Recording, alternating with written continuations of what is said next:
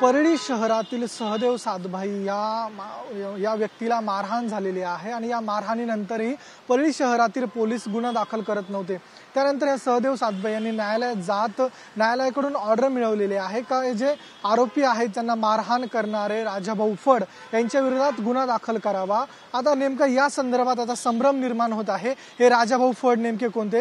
राष्ट्रवादी काँग्रेस शरद पवार पक्षाचे हे आहेत का की दुसरंच कोणी? या संदर्भात आपण खुद्द त्यांच्याकडून जाणून घेणार आहोत। नेमके राजाभाऊ फड तुम्ही आहात का दुसरं कोणी हे स्पष्ट करा। राजाभाऊ फड मी आहे आणि ज्याच्यावर गुन्हा दाखल झाला हा तो धनराज फड आहे। पण ह्यानं इलेक्शनमध्ये विधानसभेला पवार साहेबांच्या उमेदवारी जर राजाभाऊ फडला मिळाली तर मला पण राजाभाऊ फड म्हणतात म्हणून असा उमेदवारी अर्ज दाखल केला आणि त्यानं चिन्ह मागितलं पिपाणी, म्हणजे तुतारी चिन्हाचं मतदान करण्यासाठी पिपाणी चिन्ह मागितलं। हा धनंजय मुंडेचा समर्थक आहे।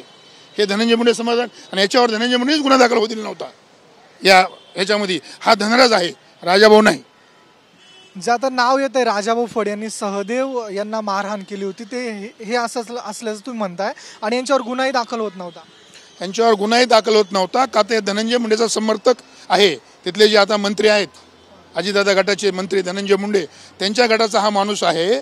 त्याच्यावर गुन्हा पण दाखल होत नव्हता, पण त्या सहदेव जायभाईने ते गुन्हा दाखल केला। काल गुन्हा दाखल त्याच्यावर झालेला आहे आज, आणि हा तो माणूस धनराज आहे, राजाभाऊ नाही आहे।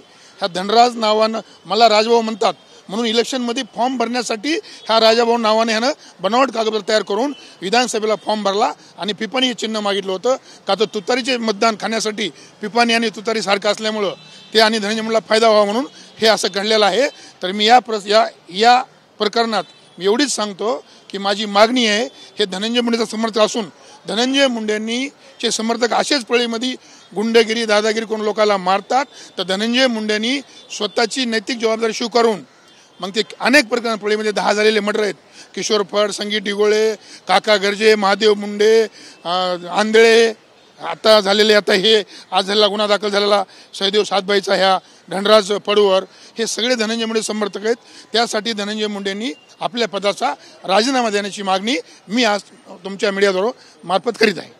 अनेक गुन्हे घडलेले आहे। संतोष देशमुख यांचं देखील प्रकरण आहे। आता या संदर्भात वाल्मिक कराडच मास्टर माइंड असल्याचं समोर येतं। हो, आज आम्ही टीव्हीवर पाहिलं की आज CIDनं चार्जशीट दाखल केलं आहे आणि त्या वाल्मिक अण्णा कराड यांनाच आरोपी मास्टर माइंड आरोपी म्हणून सिद्ध करून डिक्लेअर करून त्यांना चार्जशीट दाखल केलं आहे। येणारे आपण प्रतीक्षा करून न्यायालयात काय न्याय मिळतं, काय न्याय होतं, काय निकाल लागतं याकडे सर्वांचं लक्ष लागलेलं आहे। ज्यावेळेस न्यायाचा न्याय येईल त्यास आपल्याला सत्य काय हे कळून जाईल। धन्यवाद, तुम्ही आमच्याशी बातचीत केली। आपल्या सोबत होते राष्ट्रवादी काँग्रेस शरद पवार पक्षाचे राजाभाऊ फड।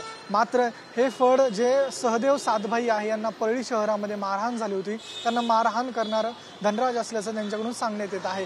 कॅमेरा पर्सन योगेश सावंतसह मी ऋतिक गणकवार, TV9 मराठी, मुंबई।